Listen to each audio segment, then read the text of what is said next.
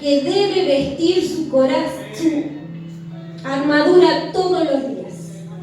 Debemos levantarnos sabiendo que nos espera una lucha, una batalla, una guerra, el cual debemos pelear espiritualmente, porque nuestras armas, las armas de la iglesia no son carnales, son espirituales, para derribar fortalezas, para derribar todo aquello que se levanta contra la iglesia, contra el pueblo, contra la familia. Iglesia, en esta noche debemos levantarnos en autoridad contra toda hueste de maldad y comenzar allí a reprender con una armadura. ¿Cómo uso mi armadura? ¿Cómo puedo comenzar a defenderme? Debemos llenar nuestra mente de la palabra. Debemos comenzar a vivir en santidad. Dice que debemos ceñirnos con el cinturón. Dice allí: estad pues firmes, ceñidos vuestros lomos con la verdad y vestidos con la coraza de justicia. Debemos tener en claro quiénes somos, cuál es mi identidad, quién soy yo en el Señor. Debo adoptar mi identidad como hijo del Dios Todopoderoso. Y allí esto lo voy a lograr en la intimidad, cara a cara con el Señor. Allí donde Él me va a forjar, allí donde Él me va a decir quién soy yo en Él. También debemos vestirnos, dice, vuestros lomos con la verdad y vestidos con la coraza de justicia. Debemos entender, como hijos de Dios, que necesitamos estar delante de su presencia, porque no voy a enfrentarme yo con lo que tengo, sino con lo que el Señor me da. No puedo yo enfrentarme a estos espíritus creyendo que soy santo, creyendo que soy perfecto, sino que me debo despojar de toda religiosidad.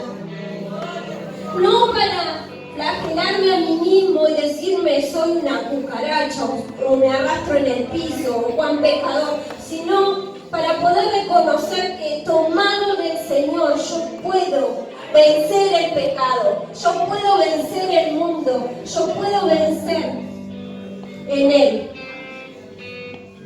Por eso, iglesia, debemos velar todo el tiempo.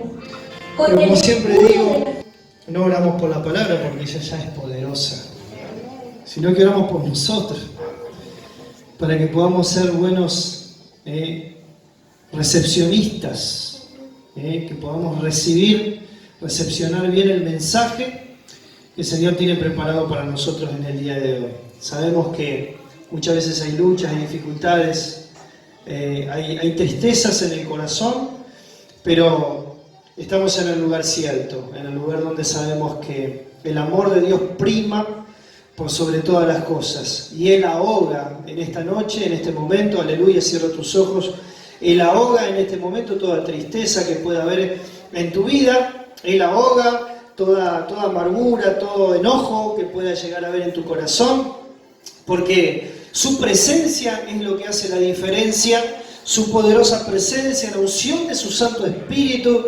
aleluya, bendito sea el nombre del Señor, es lo que realmente hace que se convierta y se transforme tu tristeza en alegría. El poder de la presencia de Dios, el poder del Espíritu Santo de Dios derramándose en este lugar. Padre, bendigo a cada persona, bendigo a cada hermano y hermana que ha venido a este lugar. En el nombre poderoso de Jesucristo, Espíritu Santo, toma el control de este lugar. Espíritu Santo, derrámate con gloria y con poder.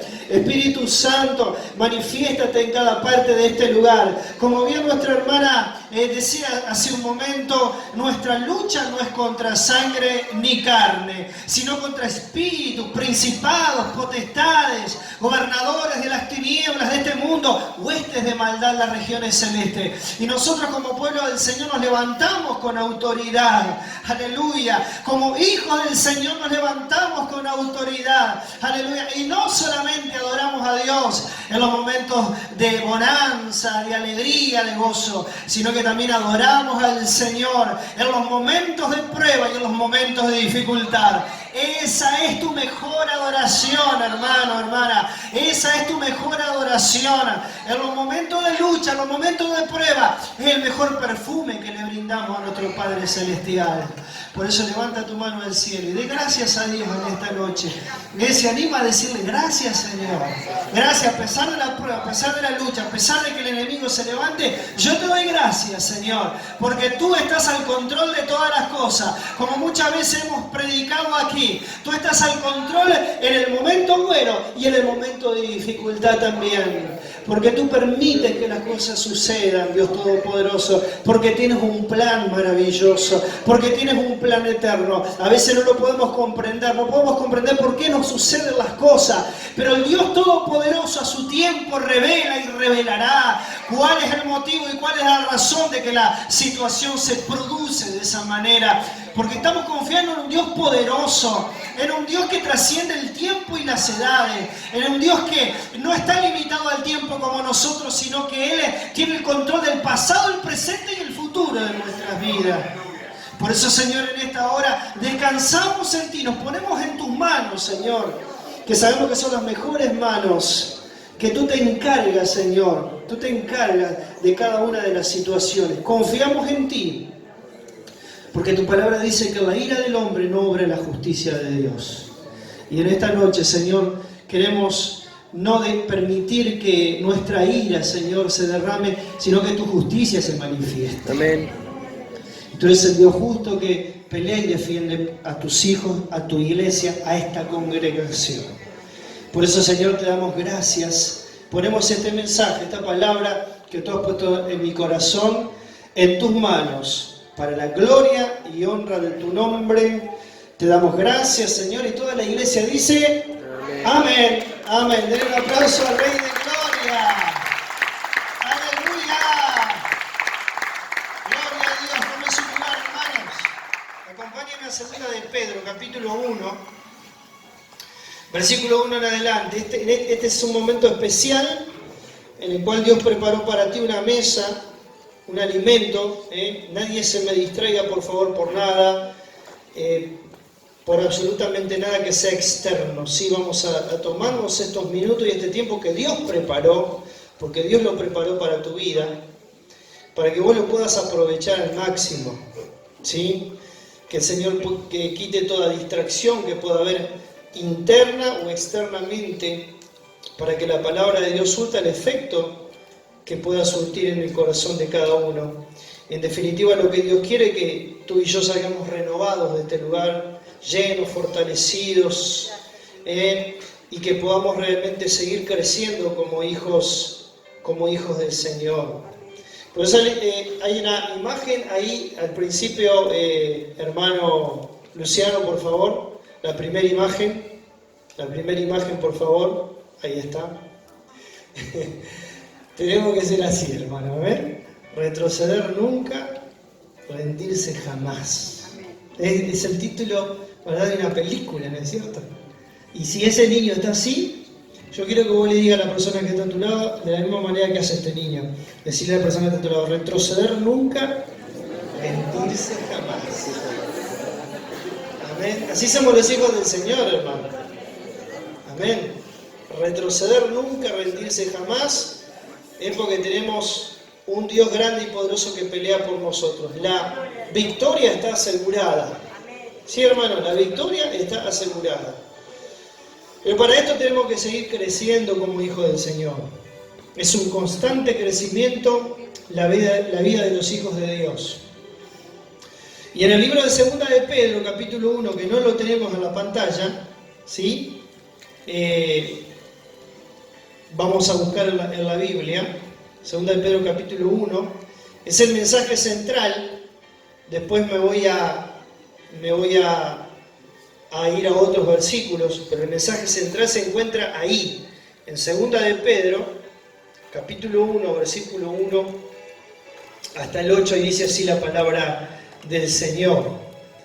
2 de Pedro, capítulo 1, versículo 1 al 8. Dice: Simón Pedro, siervo y apóstol de Jesucristo, a los que habéis alcanzado por la justicia de nuestro Dios y Salvador Jesucristo, una fe igualmente preciosa que la nuestra.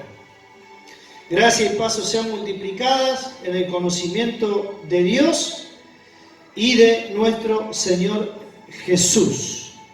Hay un título ahí enseguida que dice partícipes de la naturaleza divina.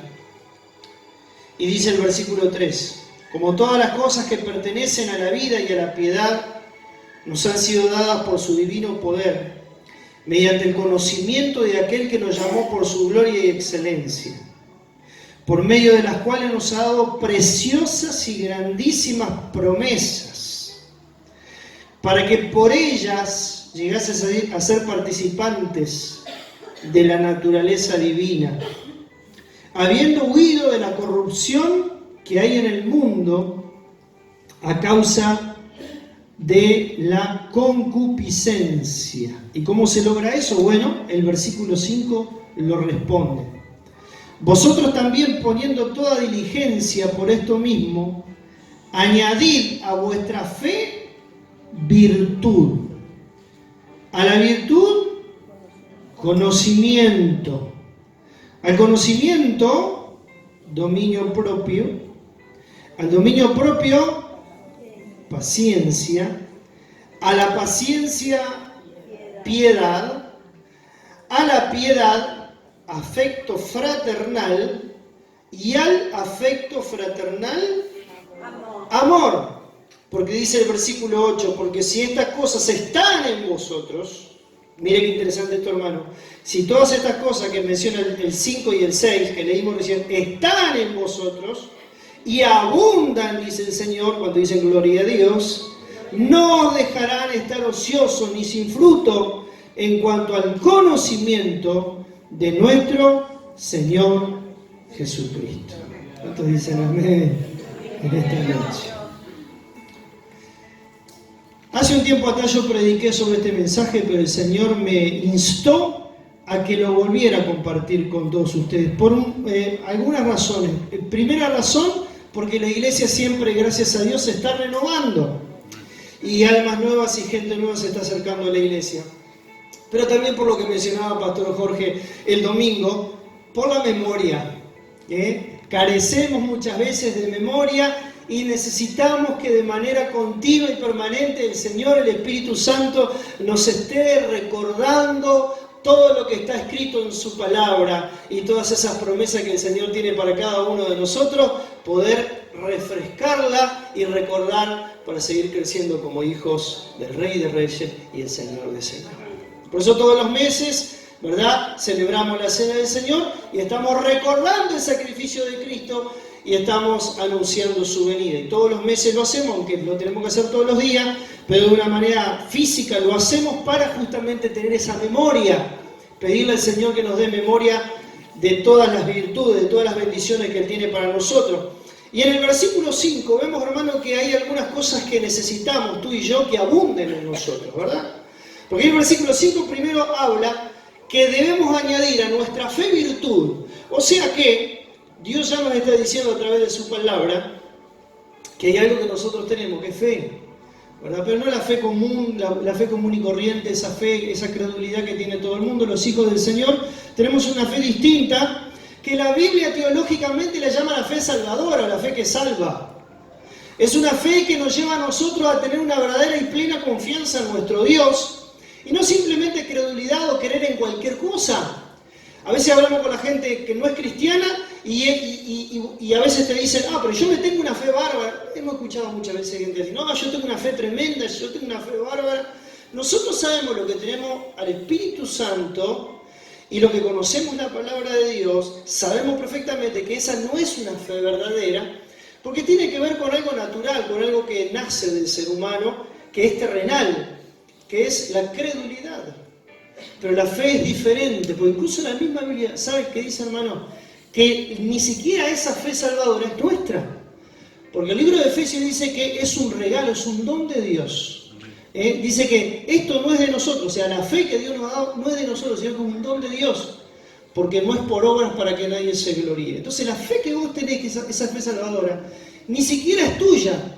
Dios te la da en el momento que vos nacés de nuevo, que vos aceptás a Cristo como Señor y Salvador. En el mismo momento que vos nacés de nuevo, tenés una experiencia con el Señor, el Dios Todopoderoso inyecta sobre ti esa fe, que es una fe diferente a la fe del mundo, es la fe que salva. Ahora, no nos tenemos que quedar solamente con el tema de la fe. ¿Qué dice el versículo 5?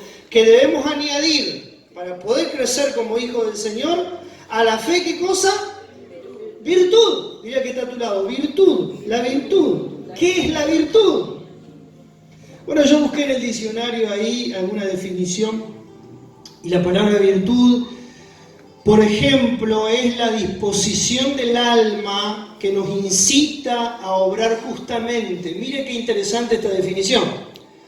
Virtud es la disposición del alma que nos incita a nosotros a obrar de manera justa o justamente, rechazando las obras de la injusticia. ¿Cuántos pueden decir gloria a Dios?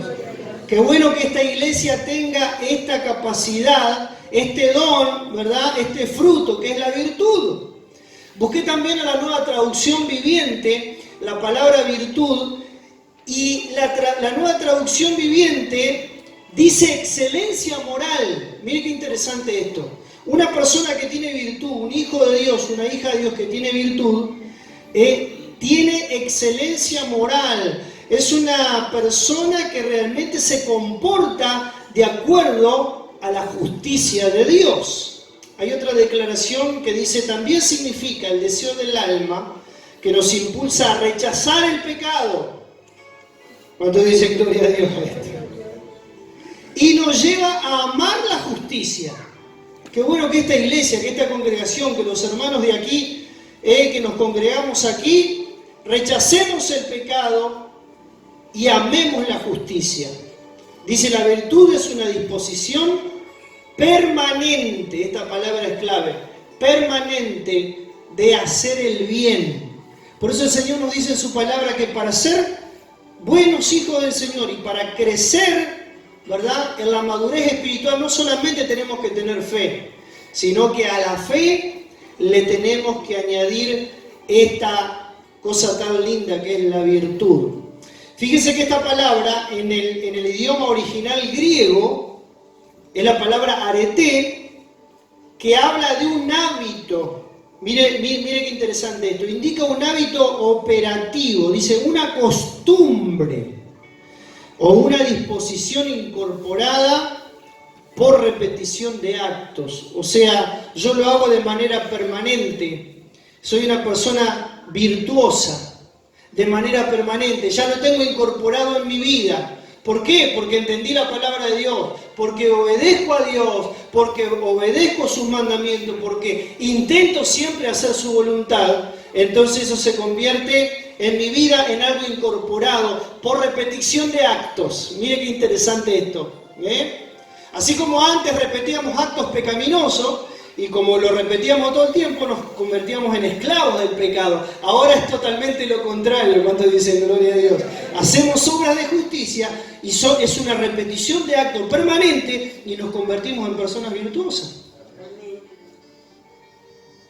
Por eso Proverbios 31:10, acompáñeme, habla de una mujer, ahí sí lo tenemos, Luciano. La Biblia dice, habla de la mujer que virtuosa. Mire qué lindo esto, ¿no? Aunque esto es algo general, no solamente se limita a la mujer, tiene que ser al género humano, tanto a la mujer como al hombre. Pero esos son uno de los pasajes más lindos de la Biblia, ¿verdad?, que habla con respecto a la mujer. Mujer virtuosa, dice, ¿quién la hallará? Porque dice, su estima sobrepasa largamente. Mire, ¿a la de qué?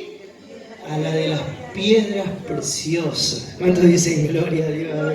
Una mujer virtuosa, hermano, vale muchísimo. Vale más que la plata, vale más que las piedras preciosas, dice acá. Dice, su estima sobrepasa largamente a la de las piedras preciosas. Las mujeres se pueden vestir de la manera más coqueta, se pueden poner el mejor perfume, el mejor vestido, las mejores joyas. Pero eso realmente no hace a la persona. Lo que hace realmente a la persona, a la mujer, y tanto a la mujer como al hombre, es lo que hay dentro de nuestro corazón. Y somos personas virtuosas, hermano, tenemos las mejores de las vestimentas que el Señor nos regala y nos da. Por eso, hermano, tenemos que ser personas virtuosas. Debemos añadirle. Aquí habla de añadir, no de restar. Como leímos ahí en 2 de Pedro, si tenemos allí el pasaje, nuevamente 2 de Pedro 1, dice que debemos añadirle a nuestra fe virtud. Todo esto que acabo de mencionar. Ahora, la Biblia no se queda solamente ahí, le tenemos que añadir a la virtud, ¿qué otra cosa importante dice la palabra de Dios? A la virtud, conocimiento. Ahora, cuando aquí la palabra de Dios habla de conocimiento, no está hablando de un conocimiento terrenal, porque la palabra de Dios es un libro 100% y netamente espiritual. Cuando aquí habla de conocimiento, no se está refiriendo al conocimiento humano, al conocimiento terrenal. Si bien el conocimiento terrenal humano tiene sus ciertas ventajas, por ejemplo, los estudiantes, los jóvenes que estudian en el liceo, que estudian en la universidad, tienen que prepararse y tienen que capacitarse, ¿verdad?, en diferentes áreas, en diferentes rubros. Eso sirve en una medida limitada en cuanto a cuestiones terrenales. Pero aquí la palabra de Dios está hablando de manera bien categórica y bien clara de un conocimiento o de una sabiduría muchísimo más elevada que la sabiduría terrenal, que es la sabiduría y el conocimiento de las cosas espirituales. ¿Cuántos dicen gloria a Dios a esto? Hermanos, la palabra de Dios, la Biblia nos anima de manera permanente a que busquemos y atesoremos el conocimiento correcto y verdadero, ¿saben? Yo conozco personas que tienen una gran capacidad intelectual, personas que tienen conocimiento, personas que están muy, pero muy bien preparadas en el área de la intelectualidad, del conocimiento terrenal. Pero eso no significa que la persona realmente sea sabia o sea inteligente, o sea una persona buena delante de la presencia del Señor. ¿Cuántos hombres y mujeres? Los otros días hablando con mi hija sobre uno de los profesores que ella tiene en donde está estudiando, es una persona que sabe mucho, tiene mucho conocimiento de las cosas terrenales, pero es ateo, no cree en Dios, no cree en la palabra de Dios.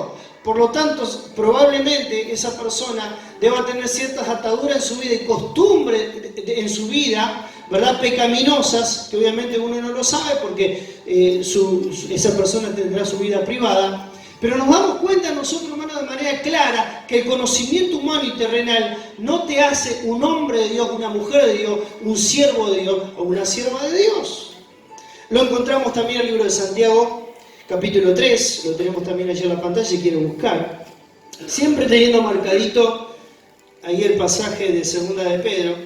Pero es realmente interesante lo que dice el libro de Santiago, capítulo 3, verso 15. Pues justamente hace las comparaciones de que hay una sabiduría que es terrenal, pero hay una sabiduría que es mucho más elevada y una sabiduría espiritual.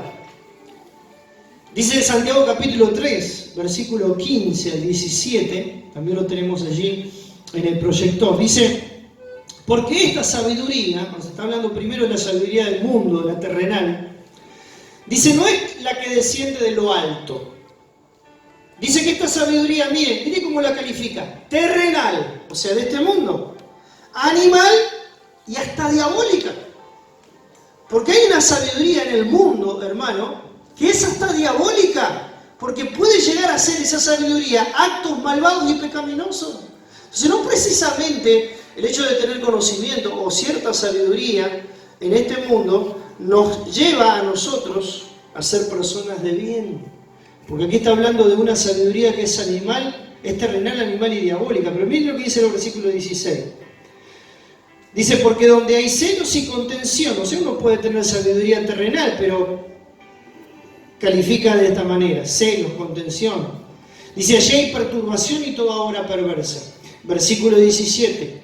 Pero la sabiduría, mire, que es de lo alto, o sea, la sabiduría de Dios, es primeramente ¿cómo? Pura. Después es pacífica, amable, benigna, llena de misericordia y de buenos frutos, sin incertidumbre ni hipocresía. ¿Cuántos dicen gloria a Dios? Entonces fíjese la diferencia que hay entre la sabiduría. Yo puedo tener todo el conocimiento, puedo leerme todos los libros en el mundo, hermano, pero ninguna de esas cosas me lleva a ser una persona de bien. Hoy se enseña mucho en el gobierno que la educación es la solución para la humanidad. ¿Qué va a hacer, hermano, la educación como ellos obviamente la presentan? ¿Sacarlo a Dios de lado? Hermanos, cuando vino la modernidad al mundo, se sucedió la Primera Guerra Mundial. Cuando siguió creciendo la modernidad y el conocimiento en el mundo, se produjo la Segunda Guerra Mundial. Entonces eso te muestra de una manera bien clara, hermano, que no es suficiente con la educación nada más. Tiene que estar Dios en el medio, tiene que estar Dios en el asunto. Si Dios no está en el asunto, hermano, no sirve absolutamente para nada. ¿Cuántos pueden decir gloria a Dios? Porque aquí el Señor añade a la sabiduría, añade todo esto, ¿verdad?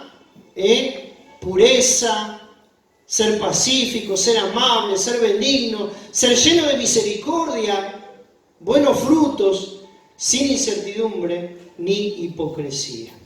Proverbios capítulo 8, versículo 10. Si quiere buscar, también lo tenemos allí en la pantalla. Dice, recibí mi enseñanza, dice el Señor, y no plata, y ciencia antes que el oro escogido. Porque mejor es la sabiduría, aleluya, bendito sea el nombre del Señor, que las piedras preciosas. Y todo cuanto se puede desear no es de compararse con ella. Proverbios 8, 10, 11. Este pasaje de Proverbios, el capítulo 8 de Proverbios, es el capítulo de la sabiduría por excelencia. Si usted lee todo el capítulo 8 de Proverbios, usted va a ver que la sabiduría se personifica. Habla la sabiduría como, yo soy la sabiduría, yo soy la ciencia. Es como que si fuese una persona, ¿verdad? Personificándose. Y empieza a decir todo lo que es la sabiduría. Obviamente que está hablando de Dios, del Señor Jesucristo, porque Él es la perfecta sabiduría. Y Él dice allí en su palabra que debemos recibir la enseñanza, la ciencia. Dice, antes que el oro escogido, hermano, podemos tener todos los bienes materiales en este mundo, pero si no tenemos la sabiduría de Dios, oh amados, no nos servirá de mucho. Porque mejor es la sabiduría que las piedras preciosas. Miren la comparativa que hace aquí. Y todo cuanto se puede desear no es de compararse con ella. Dice la palabra de Dios, hermano, en el libro de Pedro, segunda de Pedro, que antes bien debemos crecer en el conocimiento y en la gracia de nuestro amado Señor y Salvador Jesucristo. Bueno, ¿qué más le añadimos? Porque es una noche de añadir hoy. ¿Sí? En segunda de Pedro 1 vimos que a la fe le añadimos ¿qué cosa? Virtud. A la virtud le añadimos ¿qué cosa? Conocimiento. Y al conocimiento, ¿qué le debemos añadir también? Esta es una de las cosas más difíciles de cumplir, hermano. Mira que está a tu lado, dominio propio. Dominio propio. Cuando pasan las cosas, hermano, te da ganas de ahorcar a alguien. No sé a quién, pero a alguien te da ganas de ahorcar. Este jarrón igual.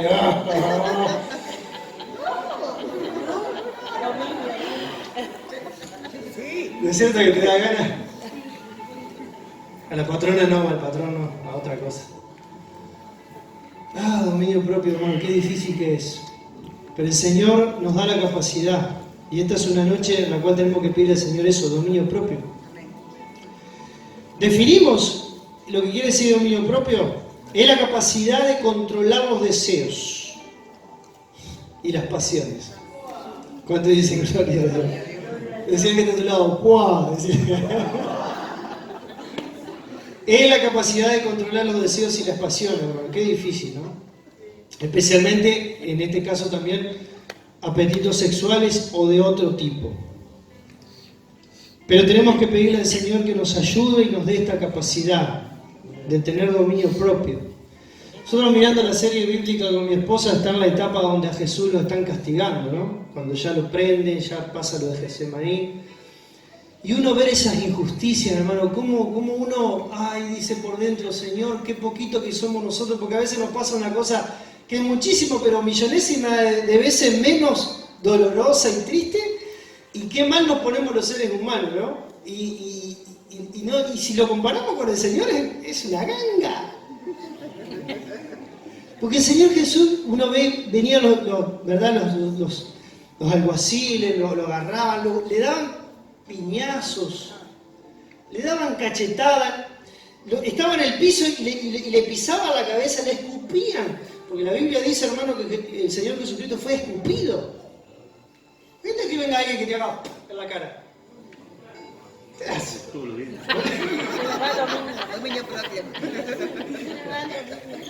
Saltó enseguida, orás por él, Cristo. Es que tendemos a reaccionar de esa manera y ver al Señor Jesús ahí, hermano, siendo escupido, sabiendo lo que le iba a pasar, y sufriendo toda esa situación, hermano. Nosotros quedamos chiquititos así, porque es la verdad, quedamos chiquititos así, porque ante situaciones mucho menos graves tendemos a ponernos mal, y digo tendemos porque yo me incluyo, porque me pasa también. Pero qué lindo que es ver el ejemplo de nuestro amado Señor, ¿verdad? Porque los hijos de Dios vamos en crecimiento, vamos avanzando en esto, vamos avanzando cada día más, cada día más, cada día más, cada día más. Y tenemos el ejemplo de nuestro amado Señor Jesucristo, que sufrió por nosotros todas las injusticias humanas. Pero a pesar de que Él sufrió todas las injusticias humanas, Él no se detuvo. Él siguió hacia la cruz. Aleluya. ¿Cuántos dicen gloria a Dios? Y Él derramó su vida, derramó su sangre en la cruz del Calvario para que vos y yo tengamos vida eterna. ¿Cuántos pueden decir gloria a Dios? Aleluya. Bendito sea su nombre. Por eso la Biblia dice, hermano, que Dios no nos ha dado a nosotros espíritu de cobardía, sino de amor, de poder y de qué más. El Señor dice que Dios no nos ha dado, o sea que Él algo nos dio de ese dominio propio, ¿no? Capaz que es una medida, es como el tema de la fe. Dios nos da una medida de fe y nosotros tenemos que hacer que esa fe crezca. El dominio propio debe ser algo parecido, nos da una medida de dominio propio. Bueno, tenemos que cultivarlo. ¿Cuántos dicen gloria a Dios? Tenemos que cultivar el dominio propio para que ese dominio propio se convierta, ¿verdad?, en una capacidad grande, fuerte y poderosa en nuestras vidas. La Biblia dice en el libro de Gálatas, hermano, que el dominio propio es uno de los frutos del Espíritu. Es uno de los frutos del Espíritu de Gálatas, capítulo número 5. Tenemos que tenerlo y pedirle al Señor todos los días que nos ayude a tener esta capacidad. ¿Y qué sigue diciendo? Para no extenderme demasiado. Al dominio propio, paciencia. Eso también está complicado, ¿verdad? Pasapalabra. Qué difícil que se pone. ¿Qué dijiste, Cristian? Pasapalabra. Pasapalabra. Voy a hacer una liberación. Pasapalabra, dice. Ay, qué padre. Paciencia. Decirle que está a tu lado. Paciencia. Carolina, paciencia. Paciencia, Señor. ¿Sabe, hermano, que es lindo esto de reírse un poquitito, ¿no? Porque es como que uno se distiende también y... Hoy escuché una doctora que decía que la risa larga un montón de cosas negativas que uno, ¿no? Como uno llora también. Ayer estábamos escuchando, ¿no? A una... esa mujer que dice cada palabrota. Pero es buena, tiene cosas buenas. Porque ella no tiene problema en decir malas palabras, dicen todo. Pero tiene cosas muy buenas, por ejemplo, la del llanto, ¿no? Que a veces uno dice, no llores por esto, no llores. A los gurises decimos, no llores. Y hermano, el llanto es algo que Dios nos dio a nosotros para que lo expresemos. Por eso, ¿qué decía Moria? ¿Vio que los hago reír? Si querés llorar, llorá. Pero es una realidad, hermano. El tema del llanto, a veces, ¿sabe que a mí me ha pasado muchas veces, seguro que a usted le ha pasado? Uno está angustiado. Y a veces en esa angustia, hermano, escúchame bien, necesitamos llorar. A veces veo a los hermanos, ¿no? Me ha pasado en varias oportunidades que he venido aquí a la iglesia y veo a los hermanos salir de la torre de oración. Y sabe, hermano, qué lindo, porque los veo con unos ojos así que parecen compota. Se ve que en esa media hora estuvieron llorando toda la media hora. Celebro eso, gloria a Dios cuando esas cosas suceden, hermano. Porque a veces necesitamos desahogarnos, necesitamos llorar. Cuando hay angustia, cuando hay tristeza, no retengamos. No, pero los hombres no lloran. ¿Quién te dijo eso? ¿En qué libro está escrito en la Biblia eso? Eso es el diablo. No hay cosa más linda, por supuesto, que llorar en la presencia de Dios, porque es el lugar más lindo, ¿no? Quebrantarse, derramar lágrimas delante de la presencia de papá. A mí me ha pasado, hermano, que he estado angustiado y he llorado en la presencia del Señor y me levanto como nuevo. ¿Cuántos dicen gloria a Dios? Alabado sea su nombre. La Biblia dice que Jesús lloró. Y si el hombre más grande, más poderoso, más extraordinario de esta tierra, más valiente, porque mire que Jesús fue valiente, hermano, el hombre más valiente de este universo derramó lágrimas, ¿no lo vamos a hacer nosotros? Los varones, los hombres, si tienen que llorar, lloran la presencia de Dios. Hay gente que necesita, hay hermanos que necesitan llorar un poco, no se les cae ni una lágrima. Llora cuando le pisas el pie, ¿no? ¿Cuántos dicen gloria a Dios? Bendito sea el nombre, si me fui por las ramas, ¿no? Porque estamos en la paciencia, nada que ver. El llanto con la paciencia, nada que ver. Ahora, también analizando un poquitito la historia de los apóstoles, y con esto ya termino, para que no se me aburra demasiado.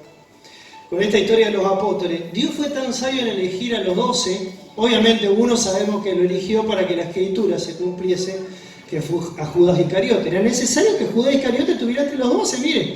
Es necesario a veces que un traidor haya en la iglesia, hermano, para que Dios siempre tiene un propósito y un plan.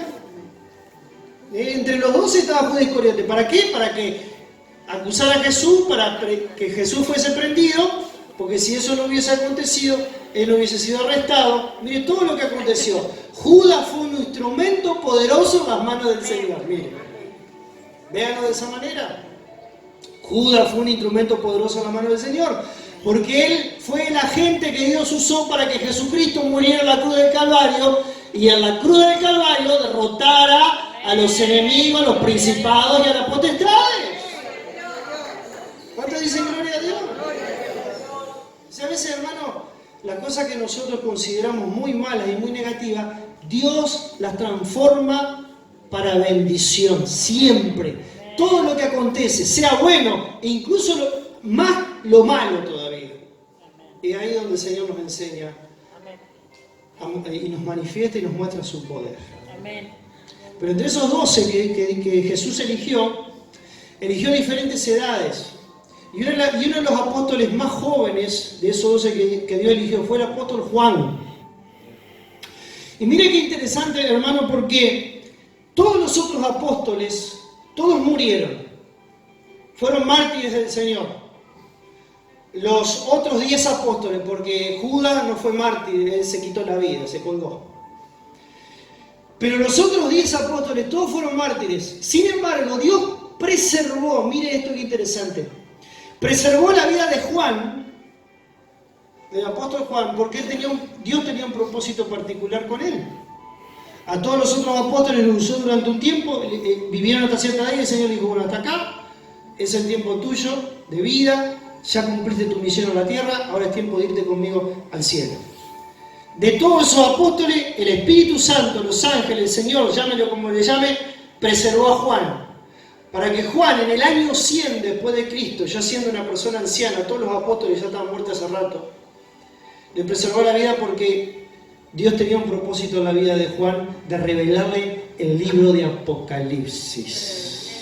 Fue llevado por el Señor, porque no fue llevado por los líderes romanos, fue llevado por el Señor a la isla de Patmos. Fue llevado por el Señor porque Él mueve todos los hilos así de una manera perfecta. Fue llevado por el Señor, o sea, lo llevó a una isla. Porque cuando Dios te quiere mostrar algo, te lleva a una isla. Cuando dicen gloria a Dios, dígame, ay, ay, ay. Pero cuando Dios te quiere mostrar algo poderoso, hermano, te lleva a una isla. A un lugar de prueba, a un lugar de dificultad, a un lugar de lucha. En ese momento donde vos te sentís solo, en el momento donde Dios mejor nos habla. Y lo llevó a la isla de Patmos ahí y le revela el Apocalipsis. Y en el capítulo 1 de Apocalipsis, versículo 9, Apocalipsis. Estoy como Angelillo, me contagió Angelillo, no pronuncio la S. Apocalipsis 1:9, dice la palabra. Yo, Juan, miren lo que dice Juan, él vivió durante muchos años siendo perseguido, Juancito querido. Y dice, yo Juan, vuestro hermano, mire, él no dice, yo soy el apóstol Juan. Qué tremendo. ¿Qué dice Juan? Soy el hermano de ustedes, muchachos. Qué lindo, qué humildad tan preciosa. Juan, el que se recostaba al pecho de Jesús. Vuestro hermano, dice. Y copartícipe, miren, y copartícipe, o sea, comparto la participación, o sea, lo mismo que ustedes viven, yo vivo también. ¿Copartícipe vuestro en qué? ¿En la tribulación, en las luchas, en las dificultades, en el reino, o sea, en aquello que es poderoso, en aquello, ¿verdad?, de conquista. ¿Y también en qué? En la paciencia de Jesucristo. Tenemos el ejemplo, uno de los ejemplos más grandes de los apóstoles del Señor, el apóstol Juan. Un hombre que tuvo que experimentar y vivir durante toda su vida la paciencia de Jesucristo. Dice, estaba en la isla llamada Patmos. ¿Por causa de qué? De la palabra de Dios y del testimonio de Jesucristo. Juan tuvo que tener una gran paciencia. ¿Por qué? Oh, hermano, porque estaba siendo llevado a ese lugar de manera injusta. Sin embargo, él entendía que para todo había un propósito. Hermano, vos y yo tenemos que pensar lo mismo. Que para todo, para lo bueno y para lo malo, hay un propósito de Dios. Te va a decir a la persona que está a tu lado eso. Para lo bueno y lo malo, decirle, hay un propósito. Hay un propósito de Dios para tu vida. Y termino con 2 de Pedro 3, versículo 10. Allí cerquita, 2 de Pedro capítulo 3, versículo 10, dice que a la paciencia le tenemos que añadir piedad, ser piadosos. Y dice 2 de Pedro capítulo número 3, versículo 10, dice la palabra, pero el día del Señor vendrá. ¿Cómo vendrá, hermanos? Como ladrón en la noche, en el cual los cielos pasarán con grande estruendo y los elementos ardiendo serán deshechos. Prepárate, hermano, porque esto viene. Y la tierra y las obras que en ella hay, ¿qué dice? Serán. La casita bonita que vos tenés aquí en la tierra va a ser quemada. No te enamores mucho de las cosas terrenales, porque el Señor tiene algo mucho mejor preparado para nosotros en el cielo. Jesucristo dijo antes de irse a los apóstoles, en la casa de mi Padre hay muchas moradas, muchas mansiones. Si así no fuera yo no se los diría, dijo Jesús. Voy a preparar preparar lugar para ustedes, para donde yo estoy, ustedes también estén. Bendito sea nuestro Dios, hermano. Versículo 11. Puesto que todas estas cosas han de ser deshechas, mi auto va a ser deshecho, hermano. Así que no me voy a enamorar mucho de él, lo voy a usar para que me lleve nomás. Pero no me voy a enamorar de mi autito. No me voy a enamorar porque es un instrumento simplemente un instrumento para el servicio a Dios. Pero no pongo mi corazón en mi auto, no pongo mi corazón en mi casa, no pongo mi corazón en la plata, no pongo mi corazón ni siquiera en este edificio. Mi corazón está puesto en Cristo, en el Señor, en aquello que perdura para siempre, para siempre, para siempre, para siempre. Jesucristo dijo, los cielos y la tierra pasarán, pero mis palabras no pasarán. ¿Cuántos dicen gloria a Dios? Al fin se despertó el guita y aplaudió. Ya estaba por retarla.